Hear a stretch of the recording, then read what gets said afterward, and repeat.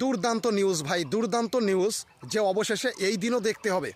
রিয়ান পরাগের পায়ে ধরছে তার ফ্যান ভাই, মাঠের মধ্যে ঢুকে গেছে।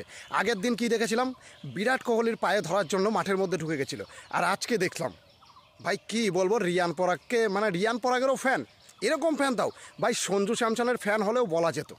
রিয়ান পরাগ ভাবতেও অবাক লাগছে, দুর্দান্ত লেগেছে আমার কাছে, দুর্দান্ত। যখন রিয়ান পরাগের পায়ে ধরেছে রিয়ান পরাগের ফ্যান, দুর্দান্ত লেগেছে আমার কাছে। তবে একটা কথা ভাই বলতেই হবে, রাজস্থান আমার মনে হয় না যে আর উঠতে পারবে। রাজস্থান শেষ।